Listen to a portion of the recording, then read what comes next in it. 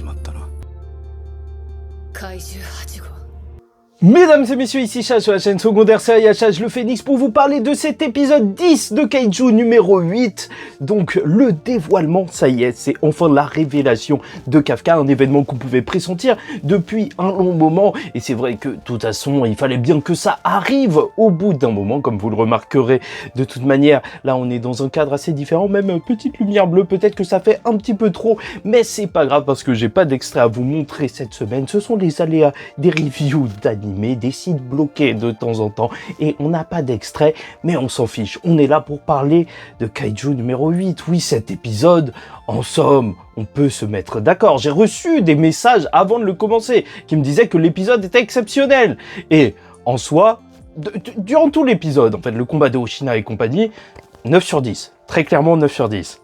Après la fin, la scène de fin avec l'OST et tout, non, c'était juste excellent. C'est vrai que l'animation de Kaiju numéro 8 fait toujours le travail, mais là, on était dans un moment d'émotion. Tu vois, l'épicness était là. Franchement, tu ressentais les frissons. Et bien sûr, dès le début, tu as ce combat entre Oshina et le Kaiju numéro 10, on va dire ça comme ça. Ce Kaiju rouge qui est juste imprenable. Tu sens à quel point c'est désespéré aussi de la part d'Oshina, parce que si on se disait que Kafka, depuis le début, c'était un raté dans un certain sens, en fait, le vice-commandant Oshina aussi, en fait, en se battant avec des lames depuis le début, il n'était pas du tout voué à se battre face à des kaiju. Personne ne croyait en lui. C'est Mina qui lui aura dit que, en fait, il aurait une réelle utilité, et c'est pour ça qu'il va se donner à fond, tellement à fond que, bien sûr, il va surcharger son armure, mais dans un combat juste épique. En soi, ça m'a fait penser très clairement à l'attaque des Titans, surtout que là, il se battait face à un mec géant qui faisait la taille d'immeuble. C'est littéralement la taille de Titan, et le mec a la même taille, la même tête, le même design que Rivai. Bah oui, franchement, comment ne pas penser à l'attaque des Titans quand tu vois ça? Et bien sûr, t'as ce premier souffle épique quand Kafka il se dit « Non, ça y est, c'est terminé, je ne peux pas laisser le vice-commandant tomber !» Et tu vois qu'il commence à courir, se transformer, et heureusement, c'est Mina qui va arriver. Et là, c'est génial parce que c'est la première fois en fait qu'on la voit vénère comme ça. Son vice-commandant, il a failli tomber, et même Shinomiya va arriver pour aider le vice-commandant qui ne va rien lâcher, tenter d'immobiliser la cible. Et ils vont réussir à gérer. Et ça, c'est excellent. Bon, tu vas me dire qu'il y a aussi Reno qui était là. Oui, Reno, il était là pour la figuration. Mais c'était déjà ça. Tu vois qu'à eux trois, ils ont réussi à gérer. Et c'était magnifique. Ils ont réussi à exploser la cible. Et à ce moment-là, tu la ressens, la passion, en fait, à travers donc les yeux de Kafka qu'il a pour ce bataillon qui se bat face au kaiju. Oui, c'est simple, c'est efficace, ça marche. Ok, on pouvait s'y attendre au retour de Mina vu que la cible était devenue très grosse, donc exactement ce que combat Mina d'habitude, mais ça marche. C'est ça qui est fort avec Kaiju numéro 8, c'est que c'est pas un truc qui va redéfinir les codes du shonen, qui va te surprendre énormément, mais c'est bien fait en fait. Ça marche. C'est ça que j'ai envie de te dire. Ça marche toujours, et c'est bon. Parce que étrangement en plus, ça a été assez bien fait, alors que c'est rapide, on est au 10e épisode, mais t'es attaché au personnage. Et ensuite, quand vient la révélation que le mec qui, donc, envoyait des kaiju oiseaux se suicider, en fait, hein, en attaque kamikaze, et qui explosaient, donc sont en train de créer une grosse bombe dans le ciel, bah, tu te dis, c'est finito.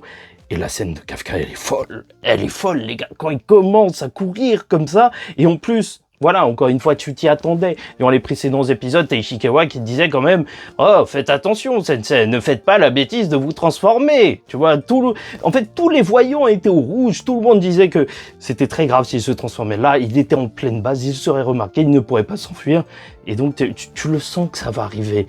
Tu le sais, mais ça reste tout de même épique, parce que Kafka, il va pas hésiter une seconde, malgré tout. Il doit le faire, et c'est ça qui est génial. Même après ça, en fait, quand il dira « Je suis trop vieux pour ces histoires passées », c'est déjà le Kafka, tu vois, et il a 30 piges. C'est un ancien, c'est l'ancien du groupe. Mais plus que ça, je trouve qu'il y a une certaine vibe de personnage qui, c'est vrai, est assez différent des jeunes protagonistes de shonen qu'on suit d'habitude, parce que parfois ils font des choses sans réfléchir, et là ça a peut-être un petit peu plus de poids dans le sens où Kafka, il sait très bien toutes les retombées qu'il va y avoir. Mais c'est juste que, voilà, comme un grand héros de shonen, il le fera tout de même. Mais il a très bien tout ça en tête, en fait. Il a conscience de tout ce qui va arriver. Et c'est ça qui est fort, en fait, avec le personnage de Kafka en tant que vieux, en fait. Il est un petit peu plus réfléchi, même s'il se passe la même chose, hein. C'est des mini-détails, mais qui font la force de l'œuvre de Kaiju numéro 8.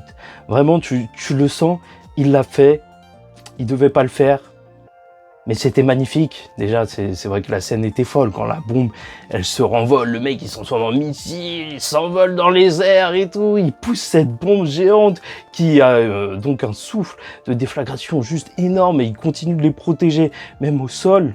Avec le Oshina qui se dit non, je voulais pas y croire, mais ça devait arriver. Enfin, c'est génial parce que tu vois, c'est cette ironie dramatique parce que tu sais que ça devait arriver. Même eux, ils le savaient, ils voulaient pas y croire.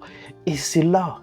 Et c'est super beau. Et donc, l'épisode va se terminer avec cette Mina qui va arrêter Kafka derrière avec son gun. Et c'est là où c'est assez intéressant parce que Mina, elle s'est fait insulter dans les commentaires de Crunchyroll. C'est assez marrant si tu regardes un petit peu donc la section commentaires parce que oui, bien sûr, c'est son amie d'enfance.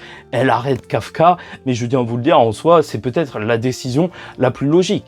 Déjà, Kafka, c'est vrai, ça pourrait être un traître qui prend juste le corps de son ami d'enfance, donc encore heureux qu'elle l'ait arrêté, et même dans le cas où c'est un gentil, vu comment les autres soldats sont des débiles, je tiens à te le dire, parce que quand même, ils ont vu la bombe dans le ciel, au début les mecs ont commencé à tirer dessus.